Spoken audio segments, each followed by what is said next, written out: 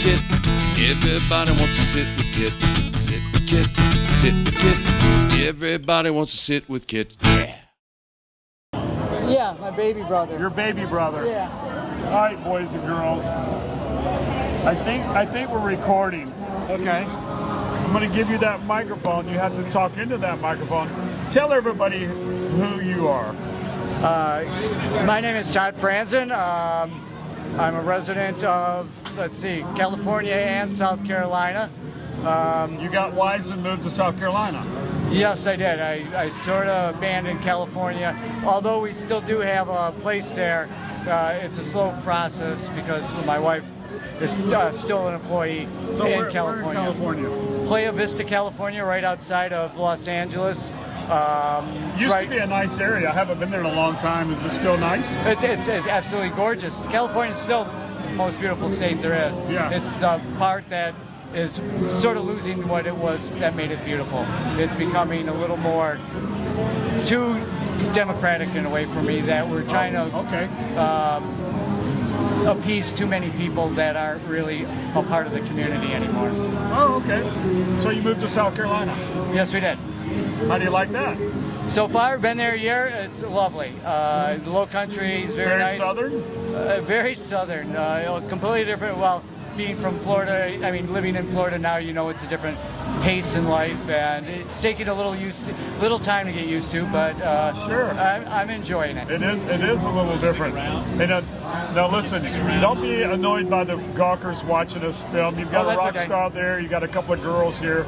But we'll keep it simple and light. If they start screaming at you, take your shirt off. Just ignore them. Fine. You know, I mean, I know how they are. Yeah, it happens to you all the time, I'm sure. That's good. Ladies and gentlemen, Todd is brother of episode number 1. Brian, Captain Brian is his brother. And this is Todd, his little brother. Now, I'm going to call him out just because this guy is, we interview rock stars and heroes and demigods of Key West and Duval Street. This guy's a hero. He has done something that not many people have done. And I know it may be a little touchy for a bit. Do you mind talking about your health? Sure. I'm a recipient of 5 organ transplants. 5 organ transplants. At the time, I had my first was a triple organ transplant, a heart, liver, and kidney. Hold on, a triple organ transplant. Correct. And that was what all organs? A heart, a liver, and a kidney. A heart, a liver, and a kidney. That's just unfathomable. And here's the way it rolls. We're in the middle of an interview, and we're on Duval Street. So this is what you Understood. get. That's what makes it Duval Street. You know, hey.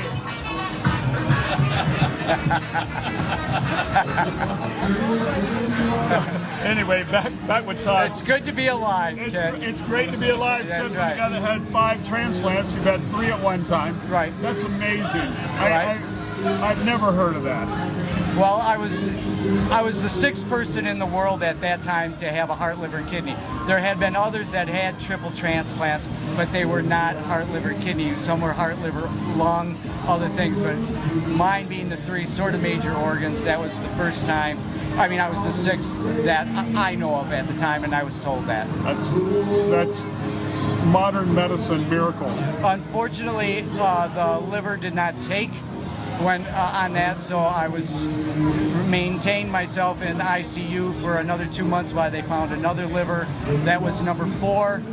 The kidney also did not take, but they thought it might come back, but so I was on dialysis for over 2 years, and they finally came to the conclusion with my health that obviously this was not going to work, and I petitioned the board to get the 2nd kidney, making it organ number 5, and then I received that 2 years later, making it 5. What year did you have the triple? What year was that? 2014.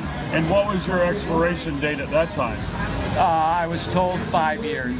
Well, I was told before I had it, I was told I had 3 months to live. 3 months to live? If I did not have a liver transplant. Wow. And then because I was on getting so hard. This just kind of blows my mind a little bit.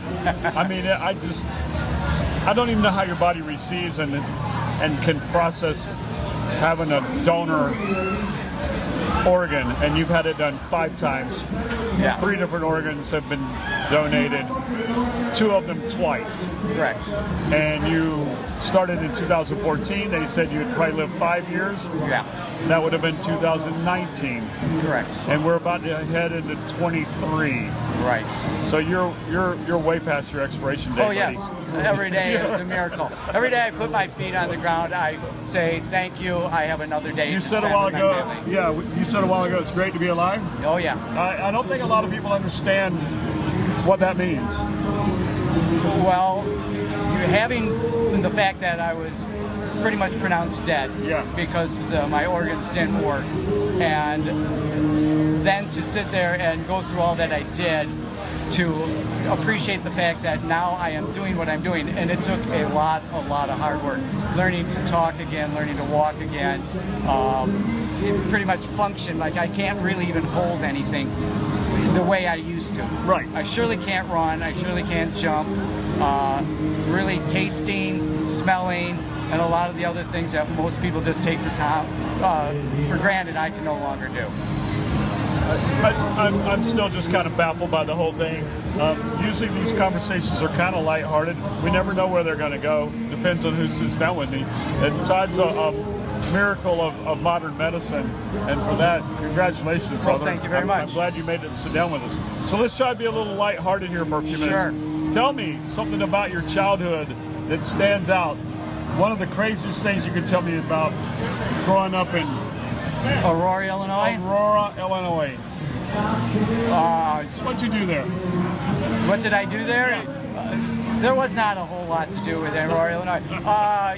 Probably my fondest memory is we had a band that never played anywhere. Perfect. But, you know, of course it was called Aurora Borealis. And there was some of my friends there.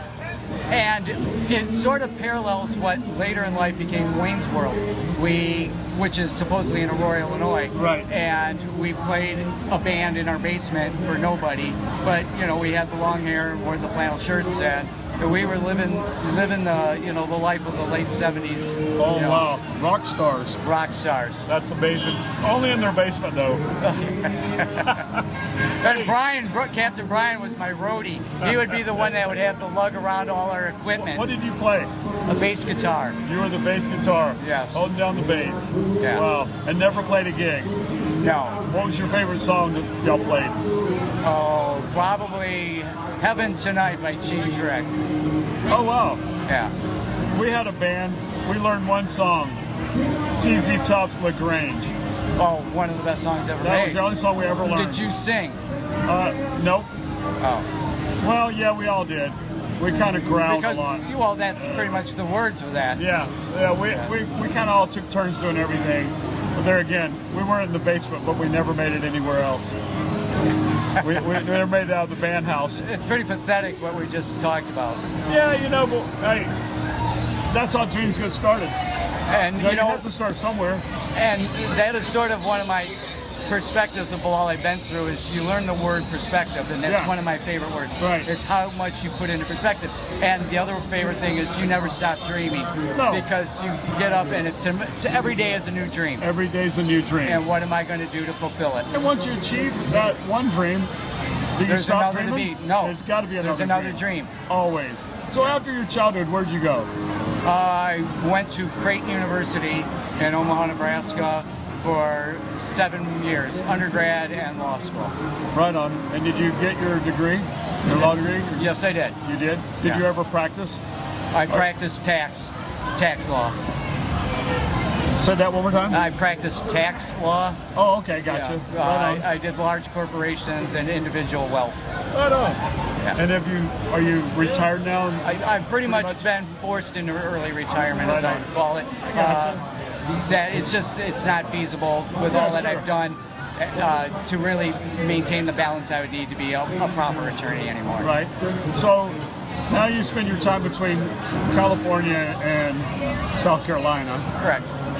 Do you have any hobbies that you do? Anything you do? I know you're kind of limited, but what are you doing? My hobbies are pretty much music. I'm still a music enthusiast. Oh, right. So I having where I can't do a lot of things physically Who anymore. are you listening to? I'm all over the board. I truly do like all types of music. Currently, I'm more probably alternative, maybe indie would be called, but I also like big band. Sure. And I also. If you're a musician, you pretty much usually are all over the map. Yeah, and I truly enjoyed classical. When we were in California, we were members of the symphony, and would go see the symphony there, and it's one of the best in the world. And absolutely, you can't. If you enjoy music, you can find something beautiful out of whatever you're listening to. Absolutely. And what are you listening to, Kit? The sounds of Duval Street. Oh, and there's some unique sounds here. It's a symphony. Yeah. I produce it every night. It's only in my head. From this chair? From this chair. It's my headspace. Yes. It's the soundtrack to my life. But I enjoy it. I'm kind of like you. I was a musician. Never a good one.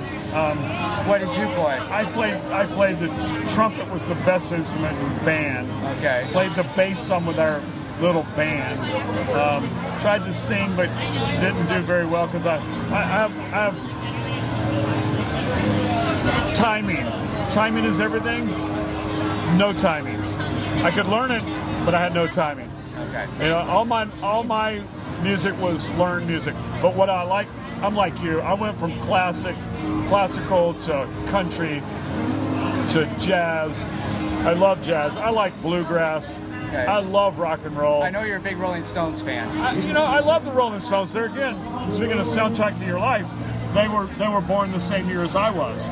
You know, we were both born in '62. Okay. And so, I mean, they really could be the soundtrack of my whole life. And somehow I just ended up following the Stones. One of my favorite bands by far. I mean, they put on a great show, and longevity is just crazy. But I like a lot of different things. And I have a lot of young guys that always work for me that are always bringing in new music.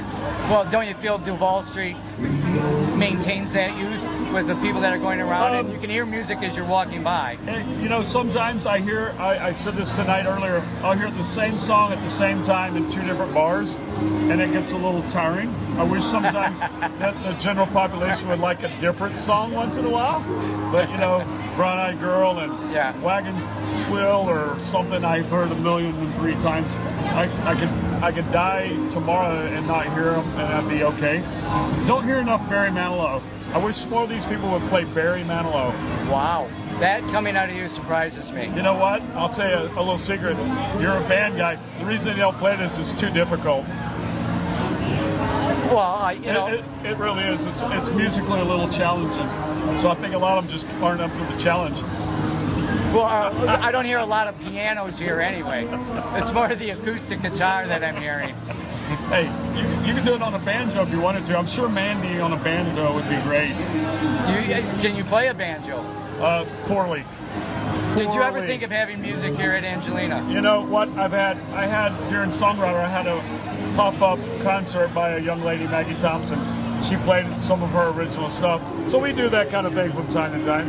Anyway, let's go back to you and ask your question. Your first time to Key West, you remember it? Sure. What was it? When was it? It was after one of the bigger hurricanes, and my brother Brian was living on the boat at the time. Oh. And his boat took a little hit, and so I came down. George's? Was it George's? I don't know. Probably, perhaps around 1990. What one? 91. Whatever year that Brian would know. There's been too many. Yes, but I came down for that. You came down after that to help him out? Yeah, I came down just to see if he needed any help, and and to see Key West. And what did perspective? You said that earlier. Coming from California?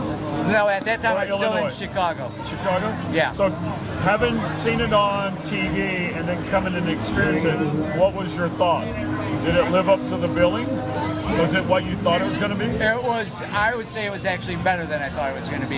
Yeah. You know, I understood the hype of what it was supposed to be and the comparisons, you know, it's similar to maybe a New Orleans in that it's an open atmosphere and there's music and there's, you know, people having fun and revelry and all that. But to get here, it was a lot different in the fact that New Orleans, Key West is much cleaner, much more enjoyable than my experiences have been in New Orleans.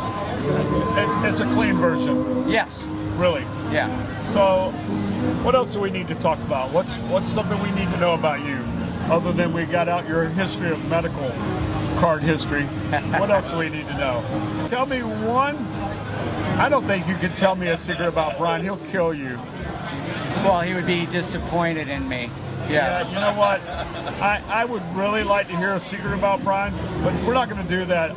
I'm going to ask you in private that question, because I know there are secrets that Brian will kill both of us.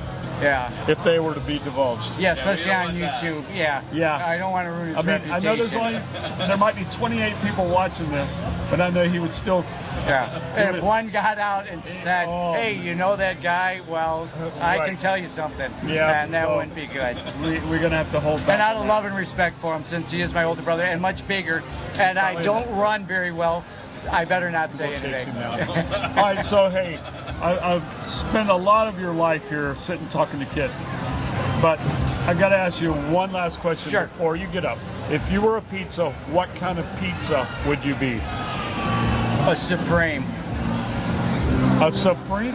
Yes. Well, pretty much everything on it, full of different flavors. You know, you just never know what you're going to bite into. That would be me.